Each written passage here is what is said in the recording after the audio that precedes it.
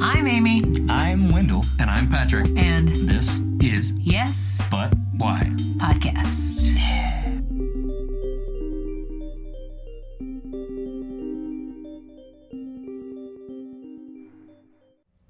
Khairy, thank you so much for being on the podcast with me. Thank you for having me. Awesome. So you are a stand-up comedian, and you are primarily located in Baltimore, Maryland. How's that?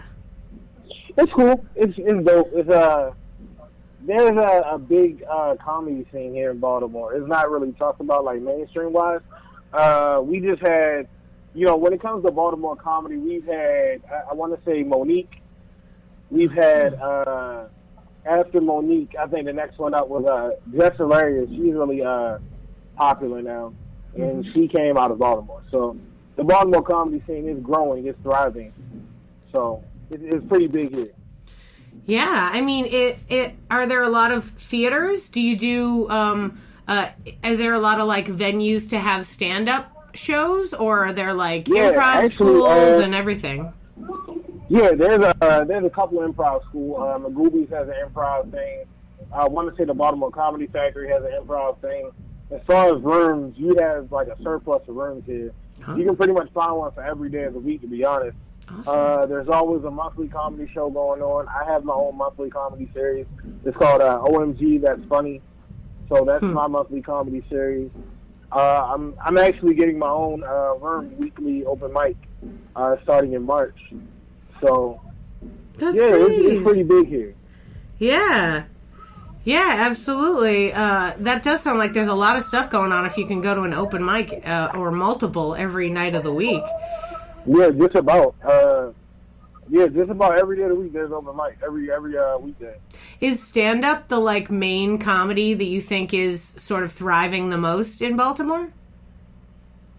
Yes. In Baltimore, yes. Overall, I want to say no.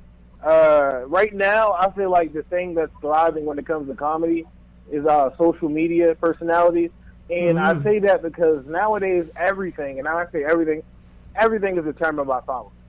You could be the funniest person in the world, but if you don't have over 100,000 followers, no one's looking your way. Right. A lot of labels, TV networks, managers, agents, they're all looking, how many people can you get to follow you? Yeah.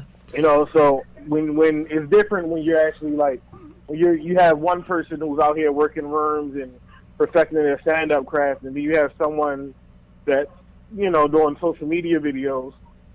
That person that's out here working rooms and perfecting their stand-up, they're 9 times out of 10, they don't have that huge social media following. And then you have that person that's doing the, social media stuff. They might not be as funny as the actual stand-up comedian, but they have that huge social media following. You understand what I'm saying? Yeah. So, no, absolutely. Yeah. I think there was an article very recently about that, about how like comedy is taking a hit in quality because of that particular thing. What do you think about it? Me personally, and this is not like to throw shit at anyone, I would kind of agree with that, because you have to understand, when you're a stand-up comedian, you're on stage, there are no, like, you can't afford any mistakes. You can't tell a joke, then say, hey, I didn't tell it right. Let me tell it to y'all again so y'all can laugh. Right. You understand what I'm saying? You can't do that. Now, when you're on Instagram, you're recording, you're cutting, you're taking, you're editing, you're chopping it up to be funny. Those 60 seconds, you're recording over and over until you can make that a funny 60 seconds. When you're on stage, there's no stop, pause, let me do it again. You know what I mean? Like, what you say is what you get. So, yeah, I would say it's taking a hit in quality. Only, in the sense of, like, the people, I won't say most. Some of the Instagram comedians, like, outside of those 60 seconds, they can't be funny. Yeah. Yeah, I wonder how that is, because you're right. They are, like, editing their stuff together and taking time and looking at it. It feels like a totally different skill. And that's why I say I don't really I don't want to take anything away from them, because me personally, on Twitter, I don't do a lot of Instagram videos, but I do it on Twitter, and they're pretty funny. Now, when like how you said it's a skill, like those are like, okay, so you know how they used to say like, oh yeah, well they're TV show funny, but they're not movie funny. Sure. Or, you know what I mean? Oh, they're movie funny, but they're not funny in TV shows. Oh, he's stand-up funny, but he's not funny when he's acting. Like, I feel like social media is its own form of comedy. You can be social media funny, but that doesn't make you stand-up funny. You can be stand-up funny, but that doesn't make you, social media funny.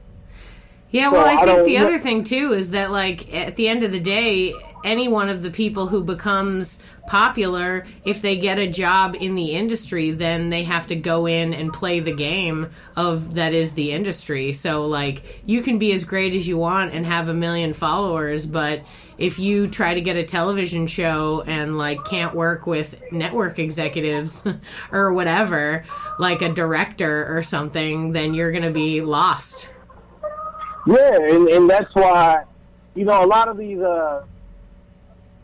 it's more of an expose type thing. Like, but I think the same can be said for a stand-up comedian like myself. If by the grace of God, by any blessings, today or tomorrow, someone calls me, hey, we want to give you a TV show. We want to do this TV show with you, and I get up there and I'm hilarious on stage, but I get in front of this camera and I cannot make the written jokes funny, then that just says something about my level of talent, if you ask me.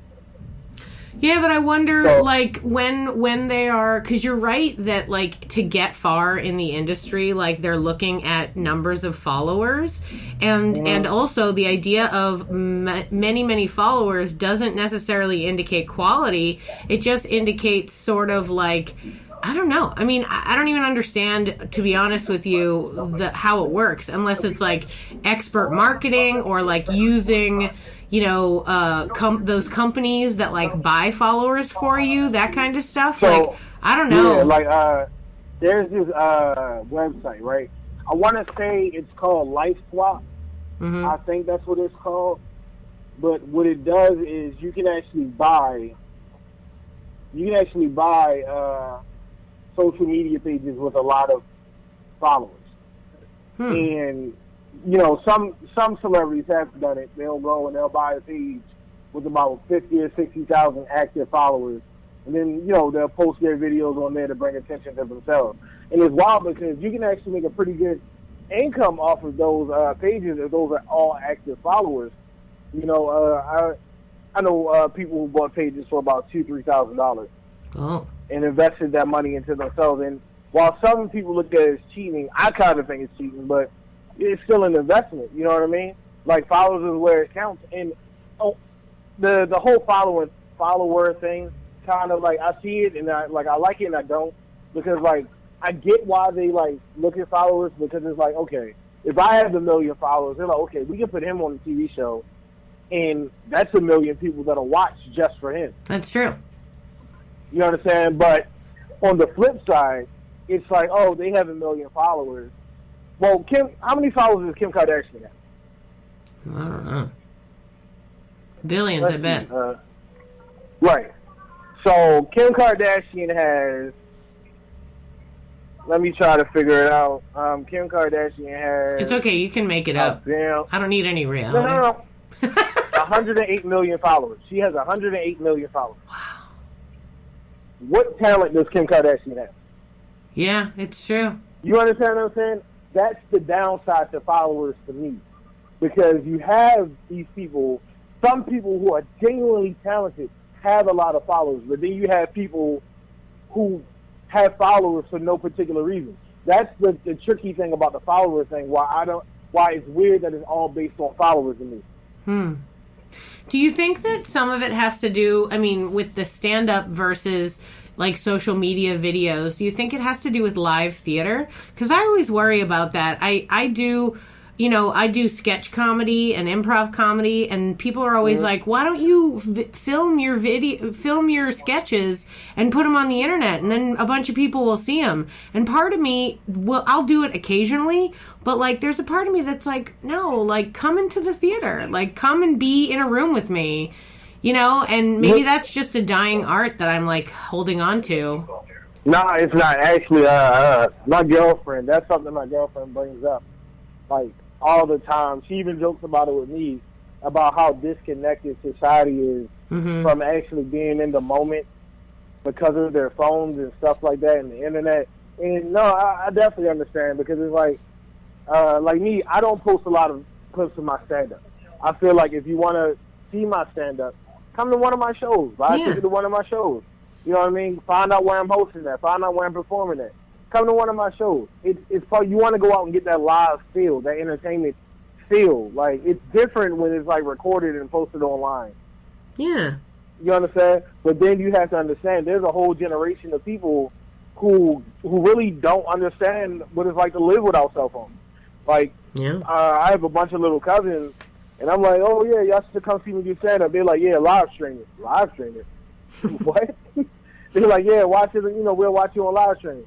There's a lot of these kids and a lot of people, they don't come outside of the house. Like, there's a whole generation of people who don't know, who they don't understand what it's like to go somewhere and not post about it on Instagram or Twitter or to post about it and talk about it on Facebook or to put it on a hashtag. Yeah. Yeah, man, it is wild to think about that. And I wonder if the idea of that generation who only know this kind of thing and the fact that, like, comedy producers are looking for people with a lot of followers, those things seem to go hand in hand. They're like, well, the young kids don't want to leave their house, so we'll just give them the people they like online. So weird. It's so weird how that is. Yeah, and that's essentially it. But, like, it's weird, like, when I say it's weird, it's like I get it. Like I said, I get it, then I don't get it. Like, I get it, it's business, but I don't get it because it's like that quality is not there. Followers don't equal talent. You understand? Talent doesn't necessarily equal followers. You know, like you have someone like Monique, who I think is like a great female comedian, one of the best female comedians, and she doesn't even have. I want to say like she has like 100,000, maybe 60,000. Yeah, well, I mean, but she was famous before it was a big thing. Before the internet was super huge, she was famous for doing, movies and TV and stuff like that. She's at 260,000, right? 250,000 followers. And it's like a lot of those came, from the recent stuff with her and Netflix and all that. Yeah. Yeah. Go ahead. No, I was about to say, then you have someone like Amy Schumer, who I personally think couldn't hold a candle towards Monique. Yeah. And she has over 1 million something followers. But like you said, it's all about the times. Like Amy Schumer came up, she got her rise in the time where social media was growing and booming, and Monique didn't. Monique was out way before then, so. Yeah. No, I wonder about people like Amy Schumer, because I don't love her. I have a hard time with her, but I don't know why exactly. And people are, like, obsessed with her. You know what I mean? I'm going to be honest, and this is just my personal opinion. I don't find her funny. Me and my girlfriend does normally do. We'll find a comedian, or if it's like a comedy show, a new live special, a new comedy series. We'll find it, we'll watch it, and we'll talk about it. Like, we'll talk about whether or not we think, it's funny or not. And, like, we tried to watch Amy Schumer's Letter special, but it was literally, like, cringeworthy bad. Like, yeah. Just couldn't get with it. Yeah, it's like, it makes me think of, like, it's like frat boy humor.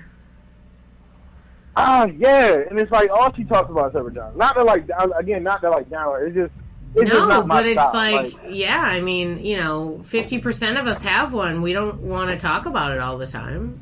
Yeah, like my vagina smells. We don't need to discuss it. But that being said, I'm a little bit older, so that's me too, being like, okay, now, ladies, let's keep a lid on it. You said you and your girlfriend watch a lot of new comedy series. What's the most favorite one that you just watched with her? The Heart of the City, the Kevin Hart, Heart of the City. That's I like that stand up. What was that, Kevin Hart? Yeah, he has this thing where he goes to like different cities And what he'll do is he'll find like the cities that's not really like famous